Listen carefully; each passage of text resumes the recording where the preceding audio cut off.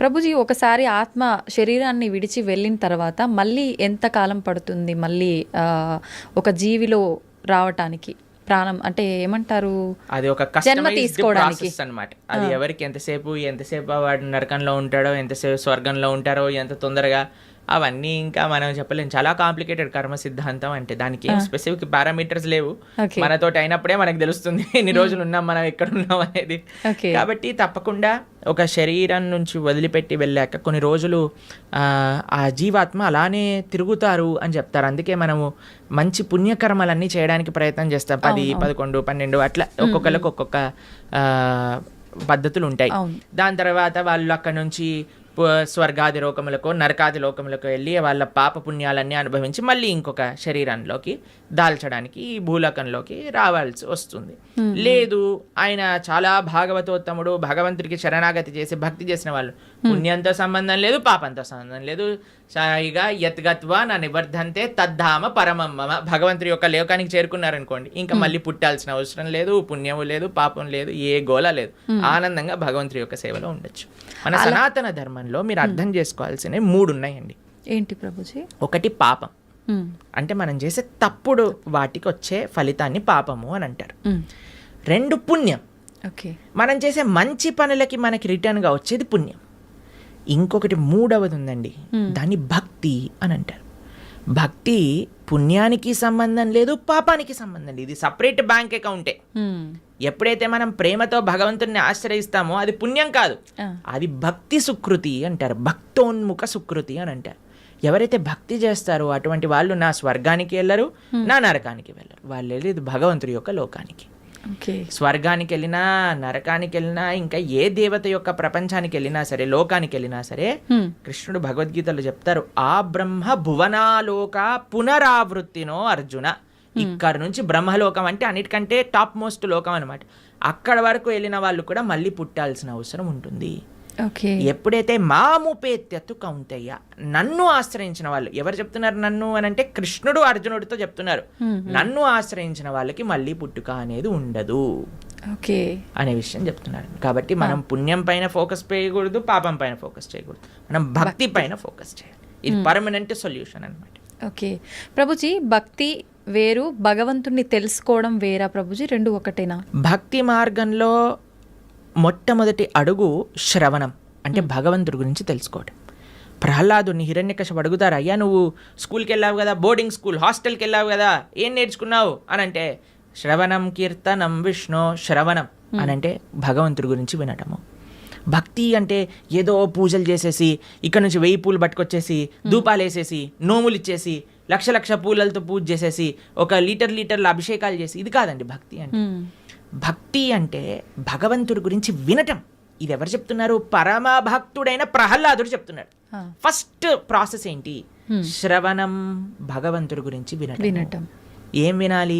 గీత, భాగవత, రామాయణ అసలు అన్నీ ఏదైతే భగవంతుడి గురించి చెప్తారో వాటిని వినాలి. శ్రవణం, కీర్తనం, దాని తర్వాత మనం చేయాల్సింది జపం. చూడండి ఆయన ఏం ప్రాసెస్లో చెప్తున్నారు, ప్రియారిటీ వైజ్ చెప్తున్నారు అనమాట. శ్రవణం, కీర్తనం, విష్ణో, ఎవరికి చేయాలి ఇది? భగవంతుడైన నారాయణుడు విష్ణువుకి చేయాలి. శ్రవణం, కీర్తనం, విష్ణు, స్మరణం, పాద సేవనం, స్మరిస్తూ ఉండాలి. మనం విన్నది స్మరిస్తూ ఉంటే అప్పుడు మనకి భగవంతుడి పట్ల ప్రేమ పెరుగుతుంది. అప్పుడు మనం భగవంతుడి యొక్క ఆరాధన చేసామనుకోండి, ప్రేమతో ఆరాధన చేయగలుగుతాం. లేకపోతే ఎప్పుడు మనసులో ఈ కోరిక గుర్తొచ్చినంత భగవంతుడు గుర్తురాడు. నిజమే ప్రభుజీ. ఎప్పుడైతే మనం శ్రవణం, కీర్తనం, భగవంతుడి గురించి వింటామో, భగవంతుడి యొక్క నామాన్ని జపం చేస్తామో, అప్పుడు మనం ఆరాధన చేసేటప్పుడు మన మనసు భగవంతుడి పైన ఉంటుంది. కాబట్టి అందరూ కూడా ఫస్ట్ వ్రతాలు, నోములు, పూజలు చేసేయడానికి పరిగెత్తుతూ ఉంటారు. కానీ దాటికంటే ఫస్ట్ ఇనీషియల్ స్టెప్స్ ఏంటి అని అంటే, ఇప్పుడు చూడండి, ఒక ఫస్ట్ ఫ్లోర్కి ఎక్కాలి అని అంటే మనం లాంగ్ జంప్ చేసేసి ఎక్కిస్తామా? ఒకసారి దూకామనుకోండి, ఆయనతో కాలు చేతులు విడిగిపోతాయి, అంతే. మెల్లమెల్లగా ఎక్కామనుకోండి, కరెక్ట్ పాత్లో మనం వెళ్తూ ఉండొచ్చు అనమాట. అందుకే ఫస్ట్ స్టెప్ ఏంటంటే భగవంతుడి గురించి వినండి, భగవంతుడి గురించి స్మరించండి, భాగవత రామాయణాదులు ఏం చెప్పారో తెలుసుకోండి అని. అందుకే ఇన్ని గంటలు మనం యూట్యూబ్లలో వీటిలలో చెప్పేది ఎందుకు అని అంటే జనాలు వినడానికి. వింటే వాళ్ళకి భగవంతుడి గురించి తెలిస్తే మంచి భక్తి మార్గంలో ముందుకెళ్తే అది జీవుడి యొక్క పరమశ్రేయస్సుకి కారణం అవుతుంది. ఓకే ప్రభుజీ, ఒక మంచి భక్తుడిగా ఉండాలి అంటే ఫస్ట్ చేయాల్సింది మీరు చెప్పినట్టుగా భగవంతుడి గురించి వినడమే అంటారా? కరెక్ట్. శ్రవణం, కీర్తనం. ఫస్ట్ ప్రాసెస్ ఏంటి అంటే శ్రవణం. మనం వినడానికి ప్రయత్నం చేయాలి. ఎవరి నుంచి వినడానికి ప్రయత్నం చేయాలి? ఎవరైతే శాస్త్ర అధ్యయనం చేసిన మంచి భక్తులు ఉన్నారు. ఇప్పుడు చూడండి, మార్కెట్లో ఎవరు పడితే వాళ్ళు చెప్పడానికి రెడీ అయిపోయారు. ఇది ఇలా చెయ్యి, ఆ చిట్కా ఇలా చెయ్యి, ఈ పరిష్కారం ఇలా చెయ్యి. అసలైతే ఎంత ఆశ్చర్యం అనిపిస్తుంది అంటే కొన్నిసార్లు మాకు వీడియోలు పంపిస్తే అసలు ఇలాంటి వ్యక్తుల్ని ఎలా వినగలుగుతున్నారు జనాలు అని అనిపించేటట్టుగా ఆశ్చర్యపడిపోతాం అనమాట. ఎందుకంటే భాగవత మన శాస్త్రాలు చెప్పే విషయం వేరు, వీళ్ళు చెప్పే విషయాలు వేరు. ఒకడు తలపైన చేయబెడతానంటాడు, ఒకడు ఇంకొక మాయ చేస్తానంటాడు, ఇంకొకడు మ్యాజిక్ చేస్తానంటాడు. మాయలు మ్యాజిక్ కావాలంటే మీరు మ్యాజిక్ షోకి వెళ్ళండి కదా, దేవుడి దగ్గరికి ఎందుకు రావాలి? ఆధ్యాత్మిక గురువు మాయలు, మ్యాజిక్లు, తంత్రాలు, యంత్రాలు, తలపైన చేయబెట్టాలు అవన్నీ చేయరండి. ఆధ్యాత్మిక గురువు ఎప్పుడైనా సరే మీరు ఏ శాస్త్రంలో చూసినా ఎవరైనా సరే మీరు చూడండి, మన జ్ఞానము వేరే వ్యక్తులకి గురువు ఎప్పుడు కూడా శ్రవణం ద్వారానే పంపిస్తారు.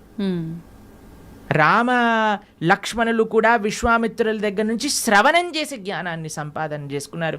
కృష్ణుడు సాందీపముని దగ్గర నుంచి శ్రవణం చేసుకొని జ్ఞానాన్ని విన్నారు. అర్జునుడు కృష్ణుడి దగ్గర నుంచి శ్రవణం చేశారా? కృష్ణుడు వచ్చి చేయబెట్టాడు అర్జునుడి పైన శ్రవణం. కాబట్టి భగవంతుడిచ్చిన మార్గము శ్రవణం. మన జ్ఞాన సముపార్జన చేయాలి. మనకి ఏదో అయిపోవాలని మన ధర్మంలో కొంతమంది మనల్ని మోసం చేసే, ఇప్పుడు చూడండి, ఎవరికైతే మోసపోవాలని ఉంటుందో వాళ్ళని మోసం చేసే వాళ్ళు రెడీగా ఉంటారు మార్కెట్లో. మన ధర్మంలో మోసాలు చేసేవాళ్ళు తక్కువ అని మనం చెప్పడానికి వీలు లేదు, ఉన్నారు. ఎందుకంటే మనకి ఆ మోసపోయే ప్రవృత్తి ఉన్నది కాబట్టి. ఇది కాకుండా ఇతర మతాల వాళ్ళైతే ఇంకా పీక్స్కి వెళ్ళిపోయారనమాట. వాళ్ళు చేసే మోసాలు కానీ, వాళ్ళు చేసే యాక్టింగ్లు కానీ, వాళ్ళు చేయించే డ్రామాలు కానీ చూస్తే అసలు ఎందుకు ఇంతమంది అక్కడ ఉంటున్నారంటే, అసలు మీరు చూడండి, మేము ఆ వీడియో చూసినప్పుడు మాకు పంపిస్తుంటారని మా జనాలు, ఇలా వీళ్ళు చేస్తున్నారు ప్రభుజీ, పాస్టర్లు వీళ్ళు అని చూస్తున్నప్పుడు అయితే మాకు అనిపిస్తుంది, ఎవడైనా బుర్రున్నవాడు అసలు ఈ సభకి వెళ్తాడా? అసలు వీక్షిస్తాడా? వేలాది మంది అక్కడ కూర్చొని వీక్షిస్తున్నారు అంటే వీళ్ళందరూ మోసపోవడానికి రెడీగా ఉన్న వాళ్ళనే కాబట్టే కదండి మోసం చేస్తుంది. వాడు ఇంటికి వెళ్ళాక అనుకుంటాడు, అసలు వీళ్ళు ఎంత మూర్ఖులు, అసలు ఎలాంటి వ్యక్తులు వీళ్ళు, నేను చేసే యాక్టింగ్లకి చప్పట్లు కొట్టటాలు, అరవటాలు, ఇలాంటి వాళ్ళు ఉన్నంత వరకు మోసాలు ఆపలేమండి. మన లోపల ఒక జాగరూకం కావాలి. నేను శాస్త్రాన్ని నమ్ముతా, భగవంతుడి యొక్క తత్వాన్ని అధ్యయనం చేస్తా, కానీ మ్యాజిక్ల వల్ల ఏమంటాం, మీరు చేతులు పెట్టడాల వల్ల, ఏవో సృష్టించటం వల్ల, ఏదో మన జీవితంలో ఏదో మంచి జరిగిపోవటం వల్ల, దానివల్ల ఏది వచ్చే ప్రయోజనం లేదండి. ఈరోజు మంచి జరుగుతుంది, రేపేం జరుగుతుంది?